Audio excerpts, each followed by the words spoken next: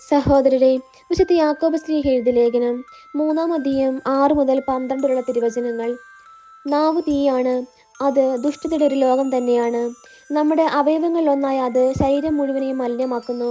നരകാഗ്നിയാൽ ജ്വലിക്കുന്ന ഈ നാവ് പ്രകൃതിചക്രത്തെ ചുട്ടുപഴുപ്പിക്കുന്നു. എല്ലാത്തരം വന്യമൃഗങ്ങളെയും പക്ഷികളെയും ഇഴജന്തുക്കളെയും സമുദ്രജീവികളെയും മനുഷ്യൻ ഇണക്കിയിട്ടുമുണ്ട്. എന്നാൽ ഒരു മനുഷ്യനും നാവിനെ നിയന്ത്രിക്കാൻ സാധിക്കുകയില്ല. അത് അനിയന്ത്രിതമായ തിന്മയും മാരകമായ വിഷവുമാണ്. ഈ നാവുകൊണ്ട് കർത്താവിനെയും പിതാവിനെയും നാം സ്തുതിക്കുന്നു. ദൈവത്തിന്റെ സാദൃശ്യത്തിൽ സൃഷ്ടിക്കപ്പെട്ടിരിക്കുന്ന മനുഷ്യരെ അതേ നാവുകൊണ്ട് ശപിക്കുകയും ചെയ്യുന്നു.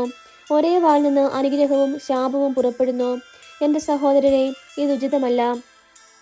അരുവി ഒരേ ഉറവിൽ നിന്ന് മധുരവും കയ്പും പുറപ്പെടുവിക്കുമോ? എൻ്റെ സഹോദരരെ, അത്തിവൃക്ഷത്തിന് ഒലിവ് ഫലങ്ങളോ മുന്തിരിവള്ളിക്ക് അത്തിപ്പഴങ്ങളോ പുറപ്പെടുവിക്കാൻ കഴിയുമോ?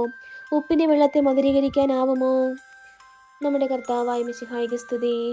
സഹോദരരെ, വിശുദ്ധ ലൂക്ക എഴുതിയ സുവിശേഷം 20-ാം അധ്യായം 1 മുതൽ 8 വരെയുള്ള തിരുവചനങ്ങൾ.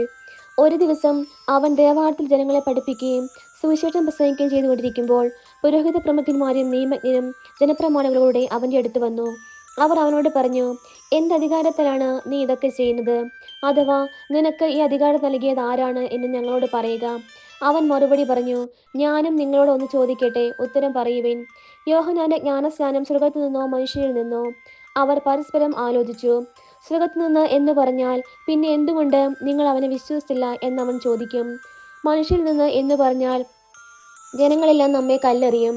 എന്തെന്നാൽ യോഹന്നാൻ ഒരു പ്രവാചകനാണെന്ന് അവർ വിശ്വസിച്ചിരുന്നു. അതിനാൽ അവർ മറുപടി പറഞ്ഞു, എവിടെ നിന്ന് എന്ന് ഞങ്ങൾക്ക് അറിഞ്ഞുകൂടാ. അപ്പോൾ യേശു പറഞ്ഞു, എന്ത് അധികാരത്തിലാണ് ഞാൻ ഇത് ചെയ്യുന്നതെന്ന് ഞാനും നിങ്ങളോട് പറയുന്നില്ല. നമ്മുടെ കർത്താവായ മിശിഹായ്ക്ക് സ്തുതി.